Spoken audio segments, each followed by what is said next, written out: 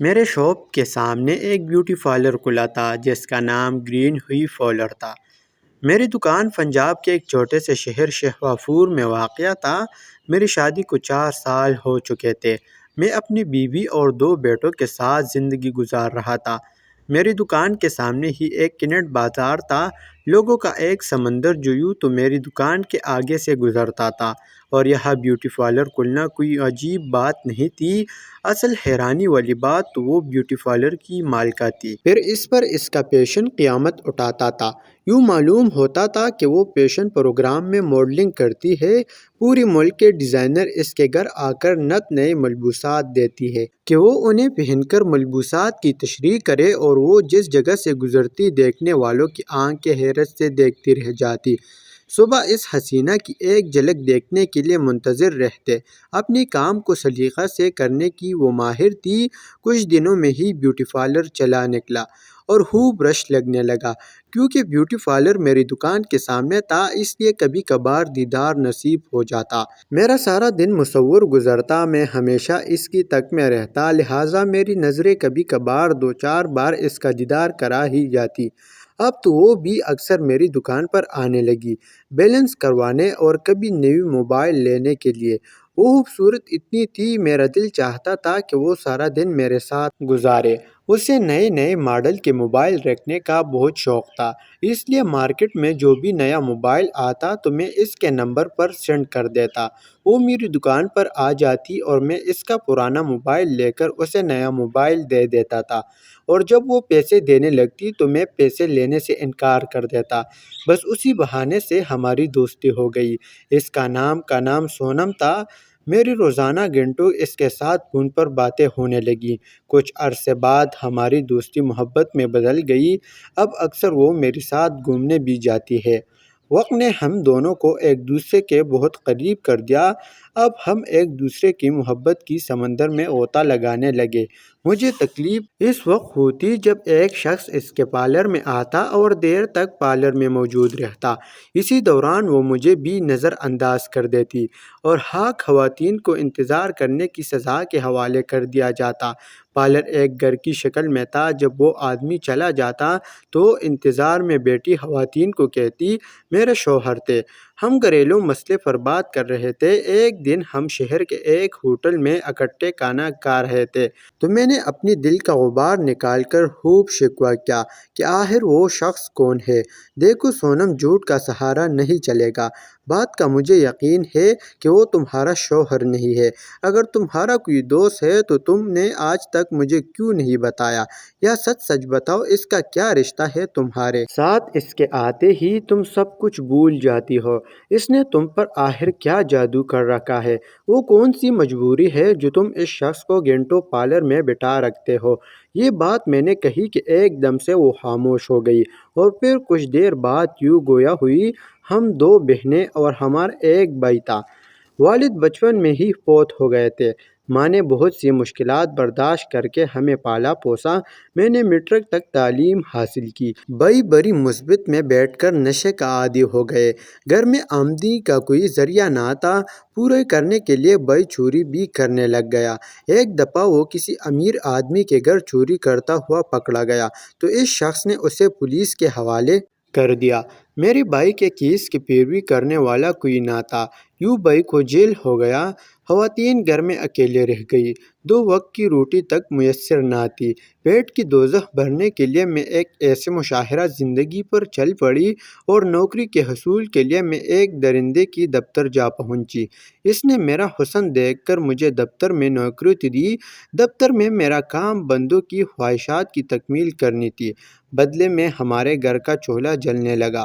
میں عربت لڑکی سے انتہائی خوبصورت اور امیر لڑکی بن گئی، بلکہ اس آدمی نے مجھے لڑکی سے عورت بنا دیا۔ بولنے کا سلیقہ آ گیا۔ روپیہ پیسہ انسان کی بہت سی کمزوریوں پر پردہ ڈال دیتا ہے۔ اب میں بھی ایک معزز خاتون بن گئی۔ غربت کی صحرا میں مشابہت کے دوران اس نے مجھ پر پیسہ پانی کی طرح بہایا۔ اب میں اس سے جان چھڑانا چاہتی تھی۔ اب وہ مجھے اپنی دوستوں کے ساتھ بھی ملوانے لگا تھا۔ وہ اپنی بزنس ٹائم کو کامیاب کرنے کے لیے میرا استعمال کرنے لگا۔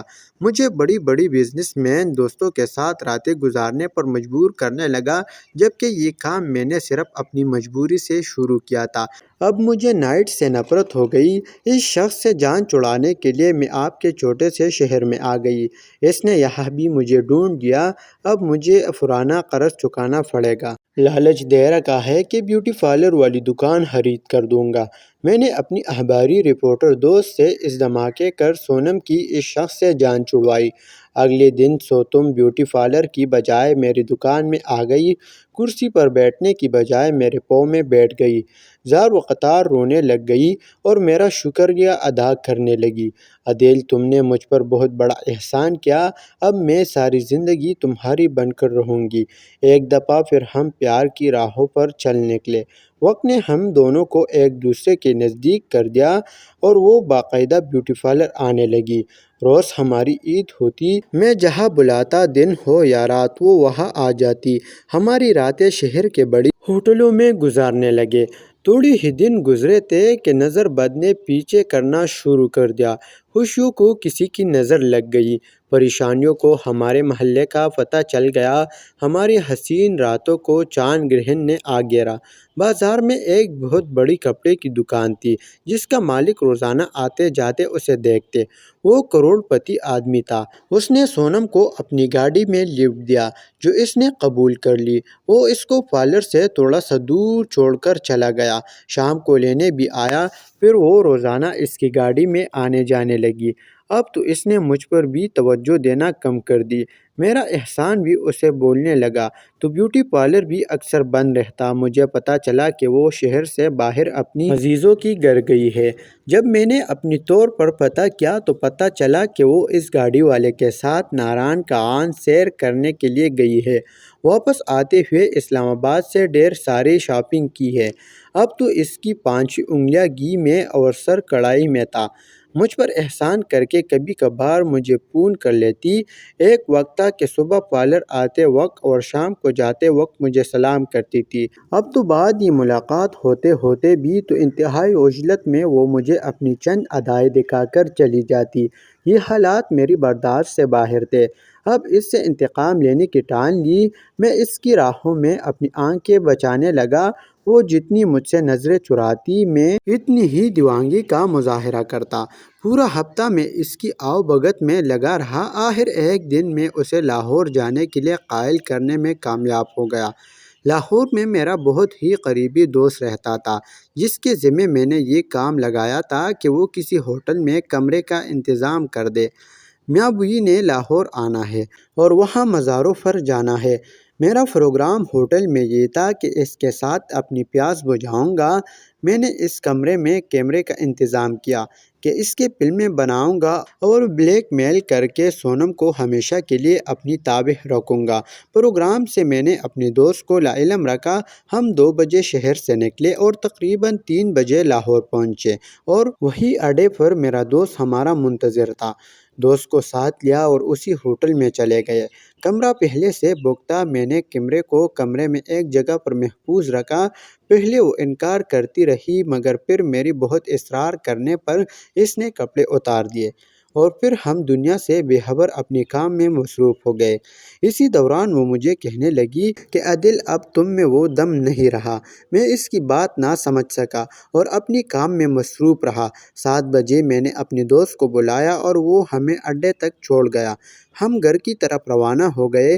راستے میں میں نے اس کی فلم کے بارے میں بتایا، لیکن تم پریشان نہ ہونا، میں اس کو ڈیلیٹ کر دوں گا۔ یہ سن کر اس کا رنگ زرد پڑ گیا، لیکن میں نے کہا کہ کیمرہ میرا اپنا ہے تو یہ سن کر دقتی طور پر رنگ متغیر ہو گیا، لیکن پھر اس نے اپنے آپ کو سنبھالا اور ہم دیگر باتوں میں مصروف ہو گئے۔